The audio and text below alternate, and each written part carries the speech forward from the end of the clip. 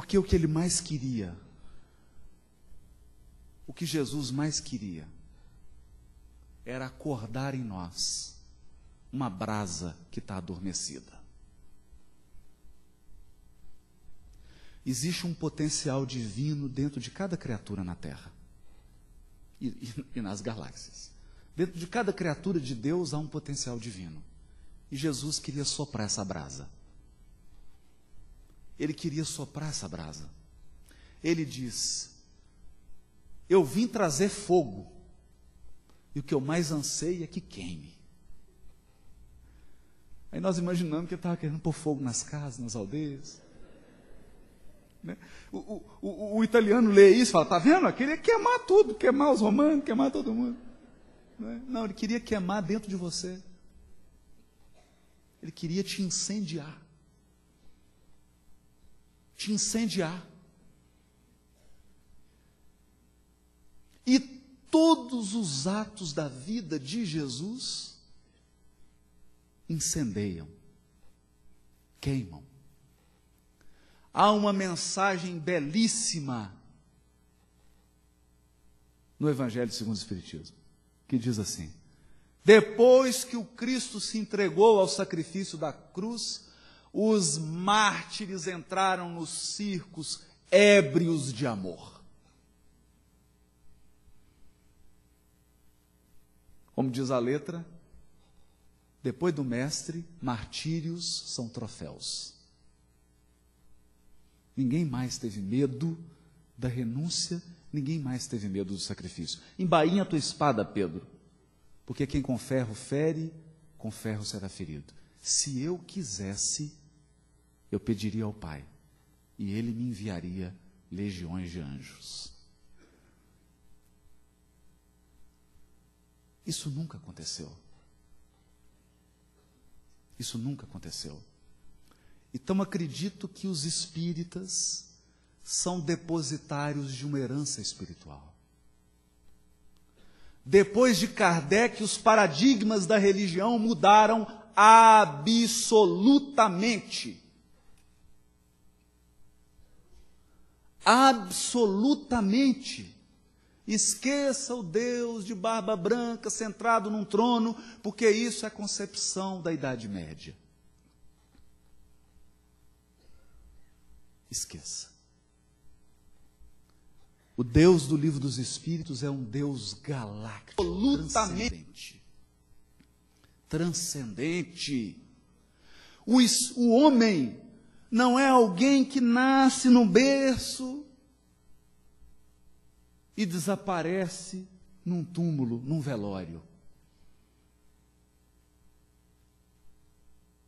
Por quê? Porque hoje isso agride a nossa sensibilidade.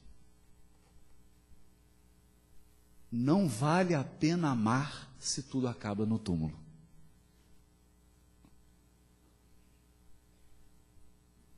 Não vale a pena. Para que tanta beleza? Para que tanta grandeza? Se tudo termina numa urna funerária. Então a doutrina espírita também revelou um espírito imortal. Imortal, a ponto de André Luiz dizer no livro Agenda Cristã: não se impaciente. Você já viveu milênios incontáveis e tem a eternidade pela frente. Fica tranquilo. Fica tranquilo. Você só tem a eternidade pela frente. É um bom tempo, acredite. É um bom tempo. Espíritos imortais. Um universo infinito, rico em possibilidades. É um novo paradigma. É um novo paradigma. O difícil é incorporar isso. É difícil incorporar. É difícil abrir as páginas do Evangelho e enxergar que ali não está apenas o Galileu carpinteiro. Não está. Não se engane. Já dizia o poeta, o essencial é invisível aos olhos. Você pode olhar e falar assim, o que você está vendo? Eu estou vendo um senhor mais velho, ele é meio vesguinho, mora em Pedro Leopoldo, o nome dele é Francisco, é vendedor numa mercearia. Para onde você está olhando? Você não enxergou Chico Xavier. Você não enxergou. Você viu a veste dele. Você olhou para a vestimenta. Porque o olhinho dele vesgo, aqueles óculosinhos, aquele jeitinho dele é a vestimenta. Para onde você está olhando? Nós não nos demos conta ainda da tarefa desse Espírito, do que ele proporcionou para o Brasil e para o mundo. Porque a pessoa olha para o exterior. A pessoa olha assim, o que você está vendo? Estou vendo um galileu, filho de um carpinteiro, de uma dona de casa chamada Maria. Você está vendo só isso, amigo? Pois bem, eu estou treinando a ver o seguinte, o que você está vendo? Estou vendo um Cristo. Estou vendo um governador espiritual do orbe.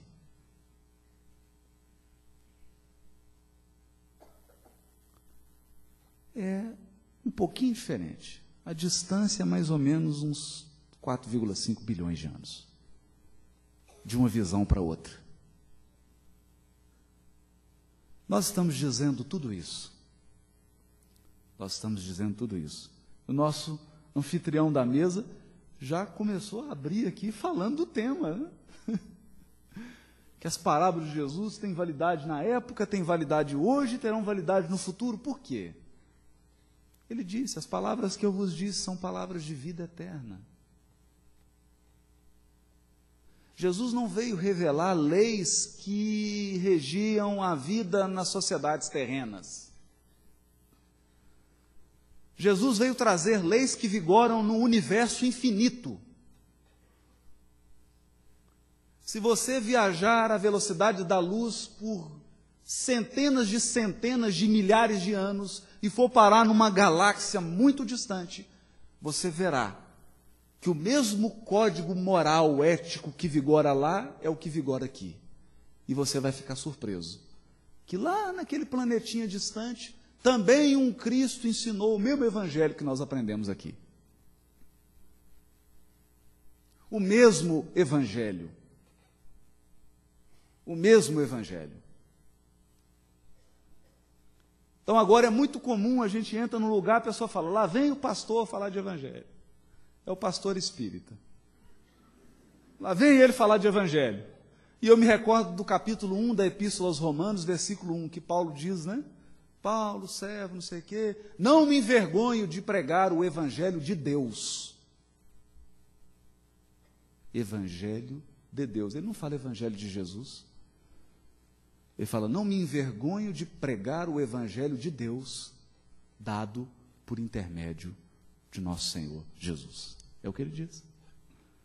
O evangelho é de Deus. O evangelho representa o compêndio de leis morais que vigoram no universo infinito. Mas imaginem uma coisa. Imaginem se Jesus viesse até nós e começasse a nos falar da linguagem dos Cristos. O que aconteceria? Ninguém entenderia nada. Porque comunicar-se é ser entendido. E para ser entendido, você tem que adaptar a sua linguagem a quem está ouvindo. A quem está ouvindo. E aqui nós começamos o mergulho nos ensinos e nas parábolas de Jesus. O que fez o mestre?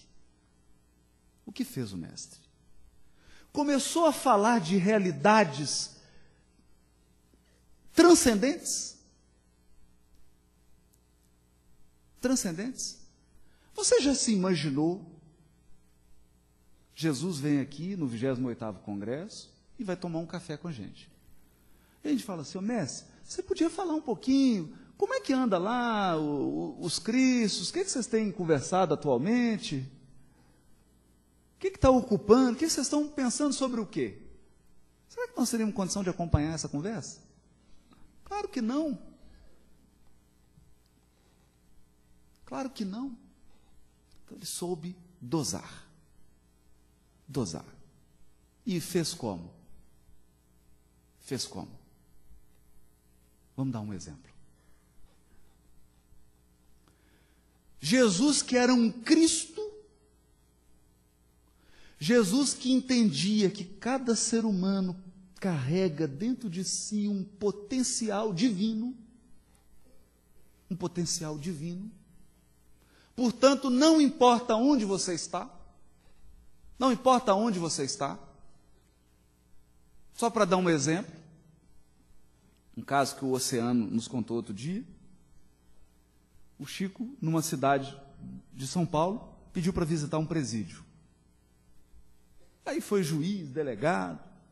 Na hora que eles entraram na cela, né, no espaço que tem as celas, o Chico virou-se para o diretor do presídio e disse assim, nós somos quantos aqui?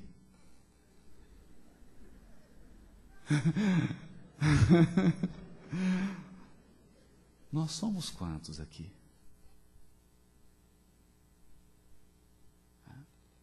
Ou quando aquela senhora procurou e disse assim, Chico, tem muito obsessor nos presídios, né? Ele falou, não tem não, meu filho, tem muita mãe. Que o que os obsessores tinham que fazer, já fizeram.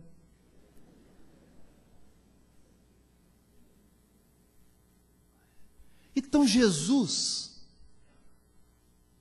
que enxergava nas feras anjos, que enxergava em cada ser o que ele vai se transformar. Por quê? Porque o olhar de Jesus abarca os séculos. Abarca os séculos. Quando o senador Públio Lentulus se encontra com ele na Galileia, ele fala, senador, bom seria que tivesseis me procurado à luz do dia, para aprenderes de uma só vez e para toda a eternidade a lição da fé e da humildade. Numa frase, ele já traçou o roteiro da evolução de Emmanuel. Sabia que aquele espírito tinha uma grande dificuldade em aprender a lição da humildade e a lição da fé. Soa para o teu espírito imortal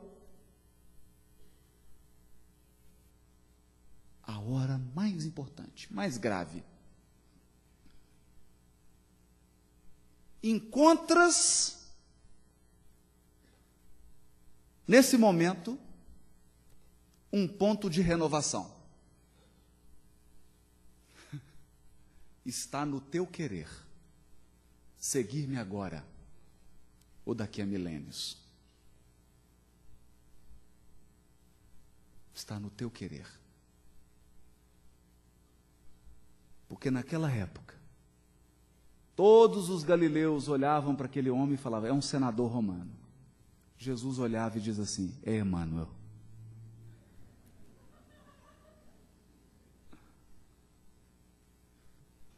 É Emmanuel. Como ele enxergava o potencial divino.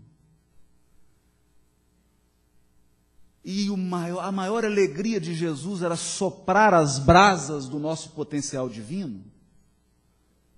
Ele foi encontrado comendo com prostitutas. E quando eu falo assim, prostituta, não tem a palavra, eu vou falar uma palavra mais forte, garota de programa. Estava com as garotas de programa. E do outro lado, é umas pessoas que tinham o hábito assim de cobrar propinas.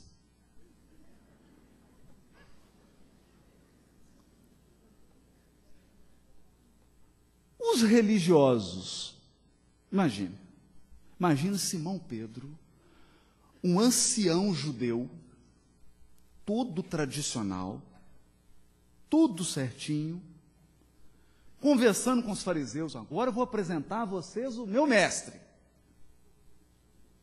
Nós estamos aprendendo tudo com ele. Vamos levar vocês ao meu mestre. Chega lá, Jesus está com as garotas de programa e com os cobradores de propina. Os fariseus olharam. Esse é teu mestre? Esse é teu mestre? Você falou que ele é uma pessoa pura? Está convivendo com essas pessoas? Isso é uma piada. Você está brincando conosco. E censuraram Jesus. Que mestre você é? Porque os nossos mestres estão isolados no templo, estudando a Torá, orando, fazendo jejuns, vestindo vestes brancas. São puros. Eles não se misturam com os pecadores. Mas Jesus não discute. Conta 3 parábolas. Ele olha para o público, identifica que público o ouvia.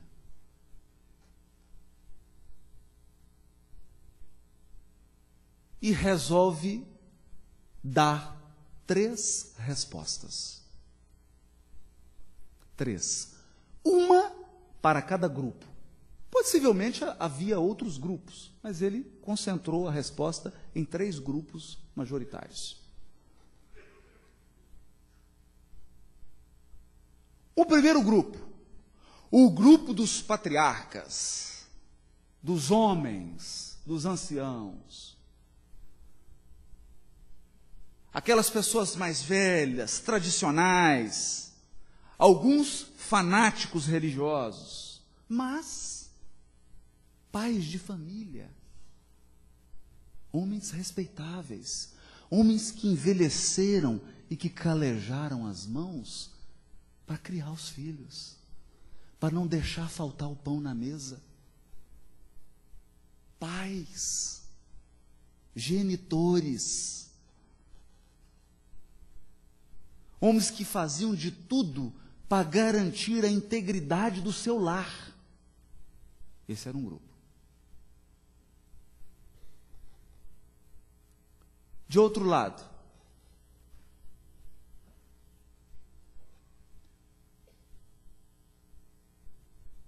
pastores.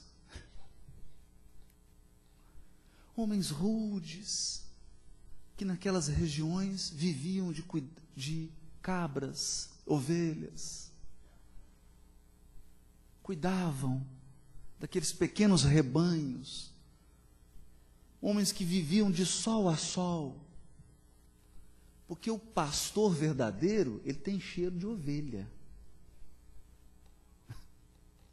Ele fede ovelha, o verdadeiro pastor. E de outro lado, um grupo feminino. As prostitutas e as donas de casa. Aquelas mulheres anônimas que viviam numa sociedade machista, mas que sustentavam à custa da renúncia e do sacrifício o lar. Elas, as mulheres, que faziam o pão, que cuidavam da casa, que ensinavam à criança os primeiros valores morais, que com a sua sabedoria e com a sua sutileza feminina, sabia controlar os excessos dos seus maridos, machões, a heroína do lar. E Jesus conta 3 parábolas. 3 parábolas. Ele olha para os pastores e diz assim: um pastor tinha 100 ovelhas, que é um rebanho gigantesco. Naquela época a pessoa tinha um rebanho de 10 ovelhinhas. 100 ovelhas, meu Deus do céu. Rebanho de rei. Mas ele queria dar essa ideia de grandeza. Um pastor tem 100 ovelhas. Uma se perde. O que ele faz? O que ele faz? Naquela época, se o sujeito era pastor de verdade, se você é pastor de verdade, você tem compromisso com cada ovelha. Então ele deixa as 99 em lugar seguro e vai em busca daquela que se perdeu. Os pastores entenderam Jesus. Os pastores entenderam. Sabe o que eles entenderam? Que Deus também tem um rebanho. Que Deus tem um rebanho. Ou como a gente costuma dizer, você sabia que todo preso tem mãe? Todo preso tem mãe. Você enxerga o preso de um jeito, a mãe enxerga de outro. Porque você vê o presente, ela vê o futuro. Quem ama sempre vê o futuro. Quem não ama só enxerga os defeitos. Quem ama vê os potenciais. Mesmo aqueles mais escondidos, quem ama enxerga. Nessa hora, os pastores entenderam que aquelas garotas de programa, que aqueles cobradores de propina, que aqueles homens corruptos eram ovelhas desgarradas. Eram pessoas que em algum momento da jornada evolutiva, que em algum momento da caminhada, perderam o foco. Esqueceram-se do seu potencial divino. Esqueceram-se que os bens da terra devem nos servir, e não o contrário, nós servirmos aos bens da terra. Que o prazer é muito bom quando você o controla, e não quando ele te domina. E que o dinheiro é uma grande força, desde que você não seja escravo dele. Os pastores entenderam. Entenderam que aquele gesto de Jesus, de conversar com publicanos e pecadores, era o gesto do pastor de ovelhas. Ele mesmo diria, um pouco antes de ser crucificado: nenhuma das ovelhas que o Pai me confiou se perderá. Nem uma. Então, meu amigo, você pode fazer muita bobagem. Você pode descer para regiões infernais, que quando você chegar no fundo do poço, Jesus vai estar do seu lado para te dar a mão. Porque nenhuma das ovelhas que o Pai confiou a ele vai se perder. Nenhuma. Nenhuma delas. É por isso que nós encontramos o caso de Humberto de Campos, segundos antes de Jesus desencarnar na cruz. Começaram a descer legiões de anjos. Uns anjos balsamizavam ele, passavam ungüentos para aliviar. Outros tocavam música celestial. Outros anotavam o nome dos envolvidos na crucificação para o resgate futuro. Isso é o que Humberto de Campos diz. Então tinha cada anjo fazendo uma função. outros preparando o caminho, aquela festa maravilhosa que seria a volta do governador espiritual do orbe para o palácio do governo. E de repente surge um anjo solitário, sozinho. Ele vem rápido. Esse anjo chega solitário e coloca a cabeça no peito de Jesus. Jesus começa a balbuciar alguma coisa e ele coloca o ouvido. Jesus fala alguma coisa no ouvido dele. E esse anjo sai veloz. E diz Humberto de Campos, era o anjo da caridade.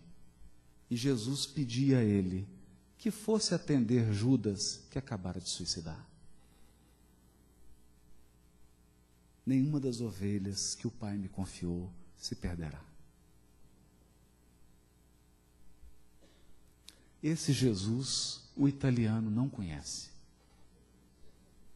O teólogo italiano não conhece esse Jesus. Mas eu não fico triste por ele. Eu fico triste quando o espírita não conhece esse Jesus. Aí eu fico muito triste.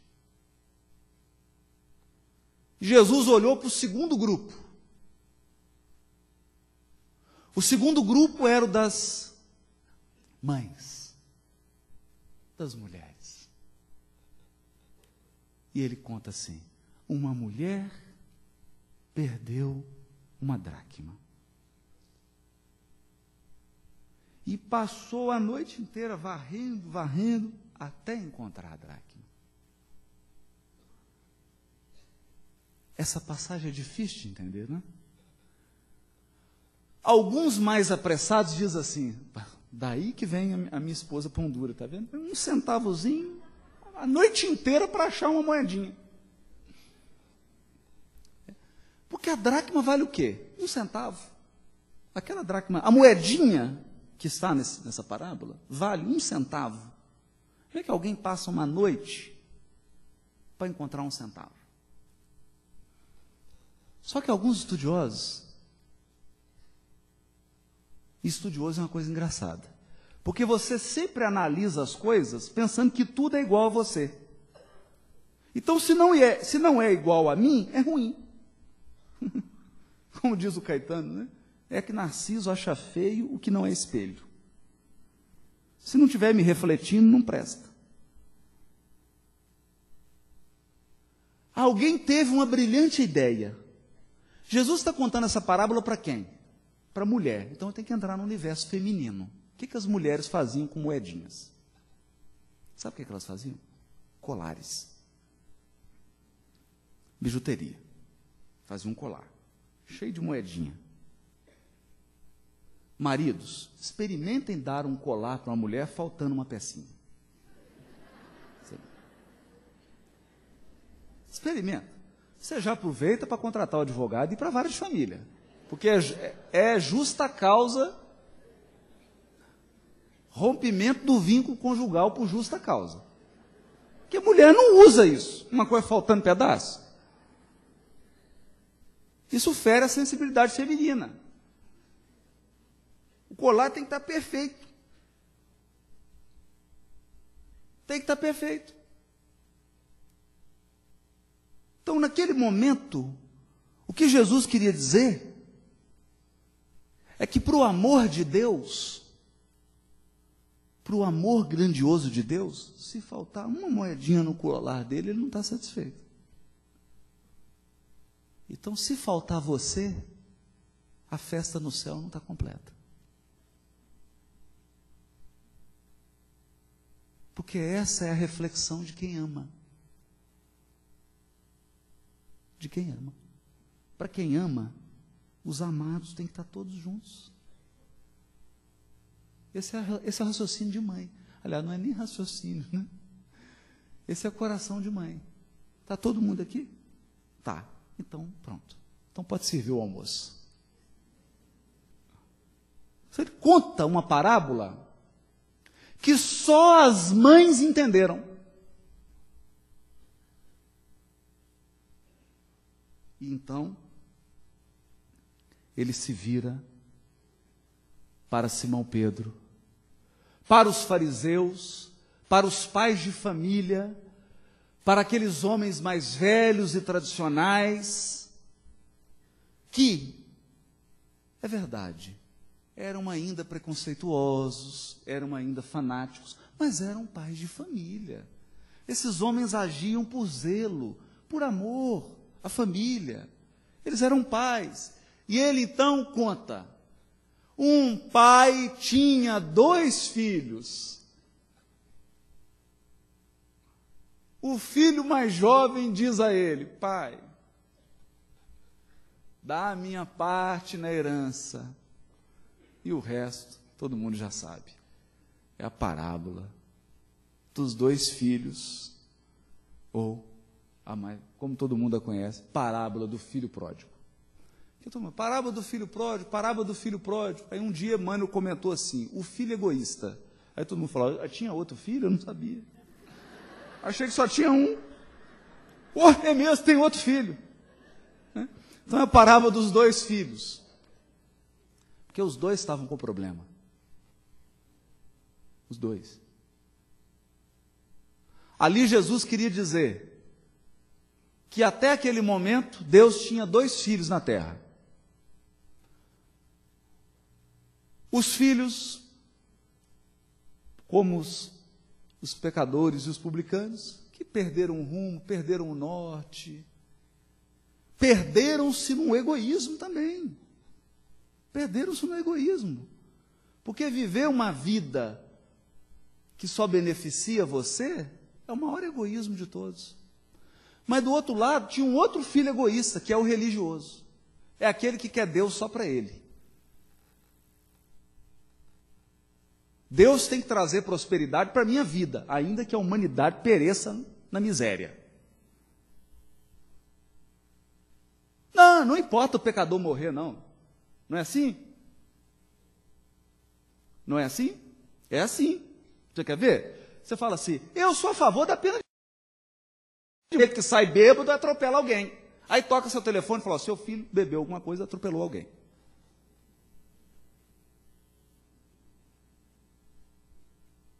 Aí você fala assim, eu acho que esse negócio de fuzilar não é boa coisa não, gente. Sempre que mandar, tem que ser processado, o direito constitucional é o raciocínio do filho egoísta.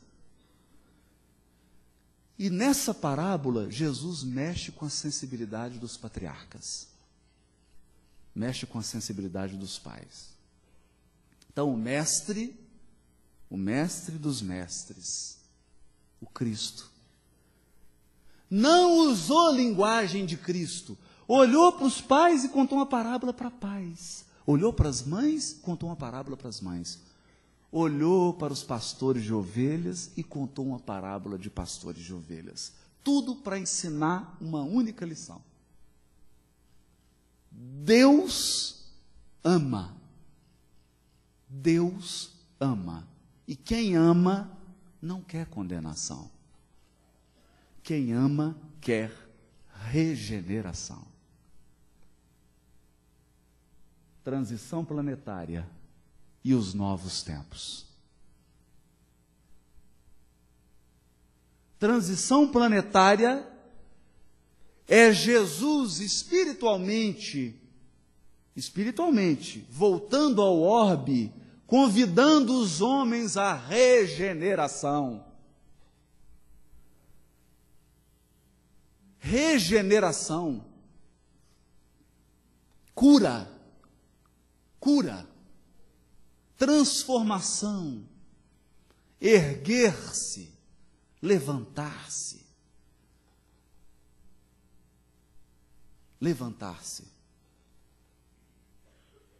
Porque, como diz aquele conto de Humberto de Campos, no livro Antologia Mediúnica de Natal, quando Simão Pedro é levado na Via Ápia, ele já estava em Roma, por volta dos 80 anos de idade. Os guardas o buscam, levariam ele para ser martirizado. Simão Pedro seria crucificado.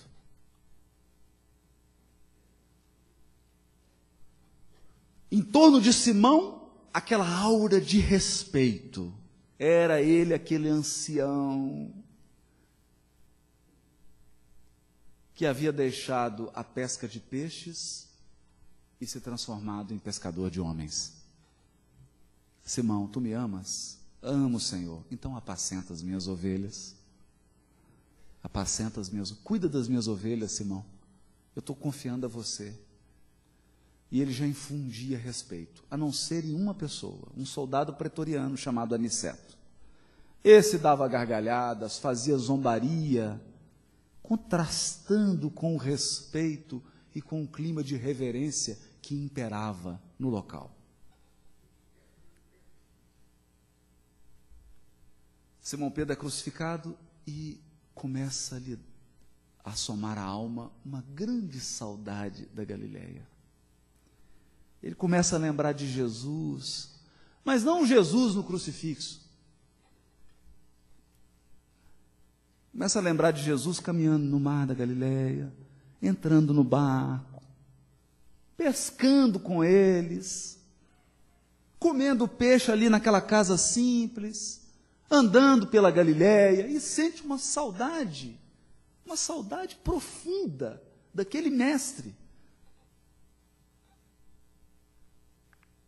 E nem percebe que o tempo passava, nem sente os pregos fincados nas suas mãos, está absorto. De repente o Aniceto se vira e diz assim: esse velho não morre. Pega uma pedra e lança na cabeça de Simão.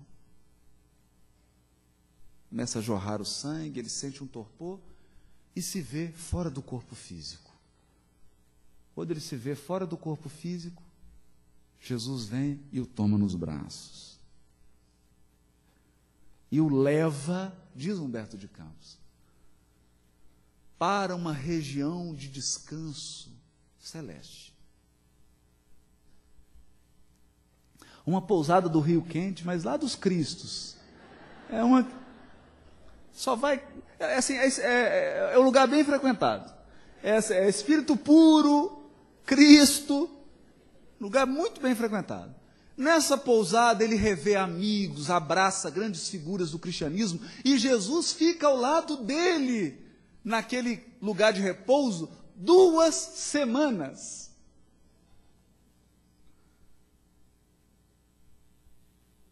No final da 2ª semana, Jesus chega para ele: Pedro, vim me despedir. Mas mestre, uma segunda separação, eu não aguento. Eu não consigo. Ele fala assim: Simão, descansa o quanto quiseres nessa pousada que eu preparei para você. Quanto a mim, Simão, enquanto houver uma lágrima no mundo, eu não descansarei, Simão. Enquanto houver uma lágrima no mundo, eu não descansarei. Simão levanta e diz assim: então eu também não, Senhor, vou te acompanhar. E os dois descem a Roma. E naquele dia, um grupo de cristãos seria levado ao martírio. E Simão chega e começa a envolvê-los, e Jesus também envolver aqueles mártires, aquelas pessoas anônimas que iriam enfrentar o martírio. E Simão está atendendo, inspirando e vibrando para aquelas pessoas. De repente ele sente que as mãos de Jesus tocam nos ombros dele. E Jesus diz a ele: Simão, alguém te procura. Quando Simão se volta para trás, era Aniceto, aquele que havia jogado a pedra na sua cabeça. Aniceto trazia nos braços um filho doente, de febre. Ele havia se convertido ao cristianismo e trazia o filho ao túmulo de Simão Pedro e fazia uma oração pedindo a Simão Pedro que curasse o filho. Simão Pedro se aproxima, impõe as mãos sobre o filho e cura o filho do agressor. E diz Humberto de Campos: Jesus continuou e o trabalho de Simão Pedro prossegue. É esse o Jesus que eu aprendi na doutrina espírita. Me desculpem, mas é o único Jesus que eu consigo falar. É só esse que eu conheço. Eu não conheço outro mais. Eu gostaria...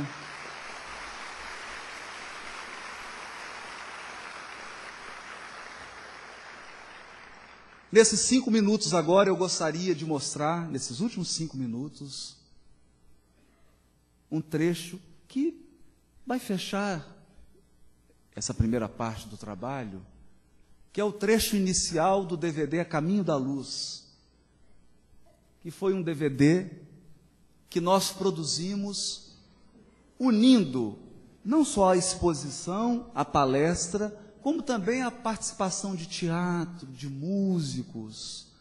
O Gladson, que faz as letras para o Tim e para a Vanessa, fez uma música para o livro A Caminho da Luz. Então, na verdade, esse livro é uma singela maneira de dizer a Emmanuel e a Chico Xavier: obrigado.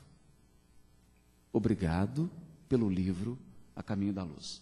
Eu gostaria de pedir, então, que fosse colocado só esse trechinho. Nós temos 4 minutos e 45 segundos.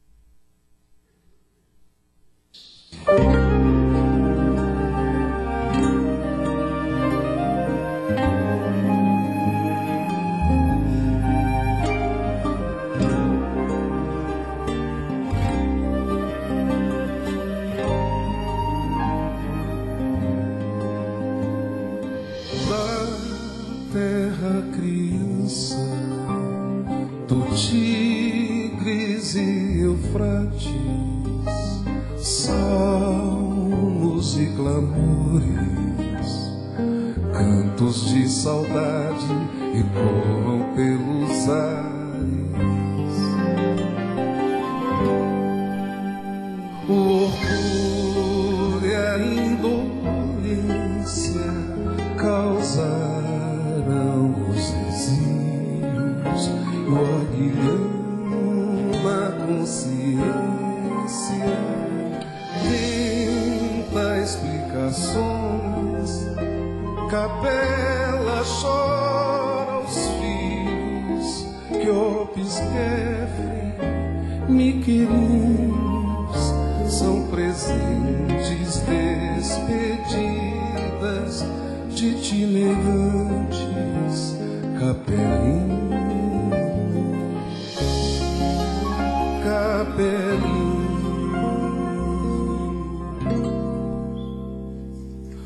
Uns meditam, outros choram, outros sonham, outros oram. E Lucifero Ariano arquiteta o céu na terra. Chineses e indianos têm paraíso interior. Hebreus monoteístas abrem de esperança na promessa do Messias, entre saga e profecias, prodígios e sinais. Lutam no separatismo de ufanismos raciais.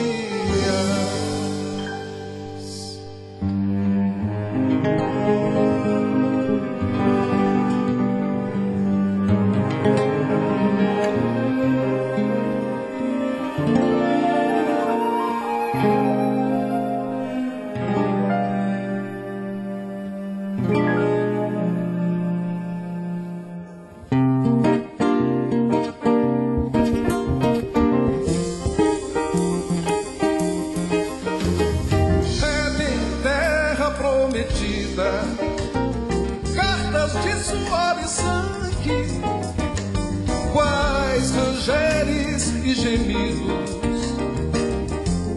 de crentes e incrédulos. Mas a carta viva desce no mapa da virtude, a terra resplandece. Mas a carta viva desce no mapa da virtude, a terra resplandece. Venha ela, o vosso reino será nela qual no céu. Venha ela, o vosso reino será nela qual no céu.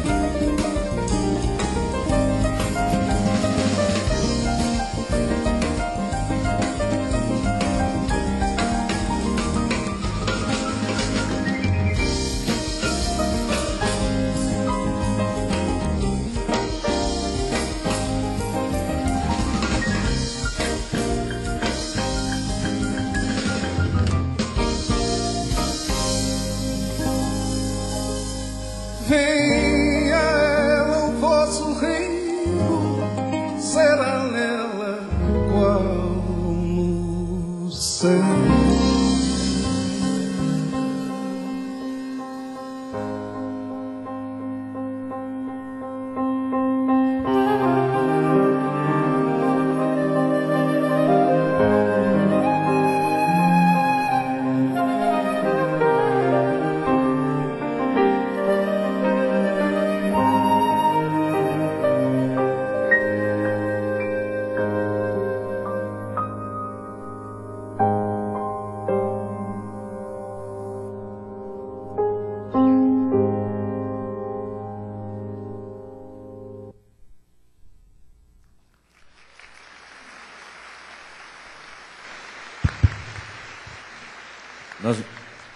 A gente agradece imensamente a presença de todos, as palavras emocionantes, esse banho de luz que nós tivemos.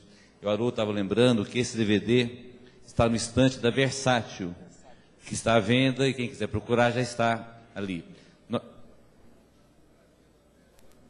E na livraria da FEEGO, ao estante da Versátil, está dentro da livraria da FEEGO, e esse DVD se encontra lá. Nós agora teremos um intervalo e voltamos às 10h30. Sim? E fiquemos agora com a música. Pessoal, quem estiver interessado em adquirir antecipadamente os tickets para a refeição, eles já estão disponíveis no restaurante Cabaça de Mel. Então, quem estiver interessado, quiser ir lá agora no intervalo, já está à venda. Obrigada.